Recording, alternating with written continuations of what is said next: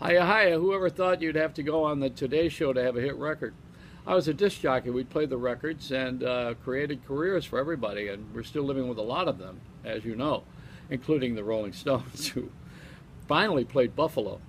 I had the Beatles books and turned it down. Can you imagine that? And I was friends with Sid Bernstein, who brought them to this country and wound up favoring the Rascals and the Four Seasons and doing a lot of those things that we're still living with. Like Jersey Boys, you know. I mean, I was the guy that locked himself in a room and played the Sherry record for 4 hours and made it a hit, I think. So, you know, we have a heritage here. We got a lot of history. And we're sharing it with the public because the public doesn't know. Now, you're not supposed to know, otherwise you ruin the trick. You know, once you see how a magic trick is performed, you're no longer interested in the trick. Even when your uncle plays cards and he shows you the card trick, then you don't want to see it anymore. You know, or hides a coin, you know, the sleight of hand, those little tricks.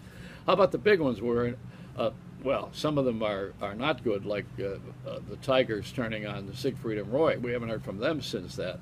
I wonder if they have cats at home. They're probably on Elpo 3. And you know, you have a little bit of a bite back from them, a big one. And then you got Penn and Teller, who are on Broadway doing a show. They're magicians. You know, people want to see magic. We like magic. We want to be fooled, but not too much. No surprises, but fool me. It's a double standard. That's the thing we live in, and it's an amazing cachet because look at television; it fools you.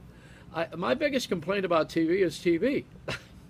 And you know what? We need to turn the damn thing off so that we talk to each other. I mean, my daughter works in the doctor's office, and they don't have a television in there, no video, no audio, because they want the people, the patients, to talk to each other and bond a little and get off of that texting and cell phoning and watching whatever's on the screen. We even get it at a gas station now.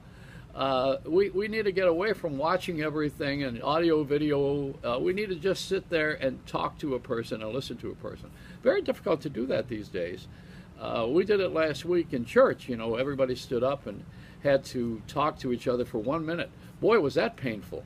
Can you imagine getting up in a church with 1,000 people and you get up and you have to talk to the person next to you for a minute? You don't know that person at all and you have to reveal yourself? Wow. I was so glad I was standing next to the Pope. It's, well, don't I wish. The Pope is avoiding Little Italy when he comes to New York in September. I'm surprised at that. He's going to go to St. Pat's Cathedral. In my old neighborhood, he's going to Harlem. He's going to Our Lady of Angels Church, Queen of Angels. And I live right down the street from that. So the Pope is going to be in the neighborhood. He'll be having that Pope-mobile.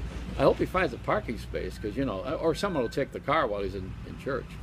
That usually, you gotta watch it, you know. It's a bad neighborhood.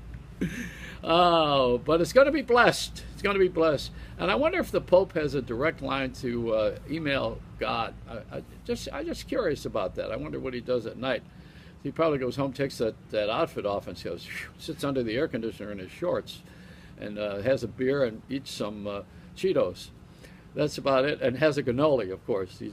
But he's not Italian. The guy doesn't have cannolis. Come on. South American, he has rice and beans under the air conditioner. It's a Reynolds wrap, ain't it?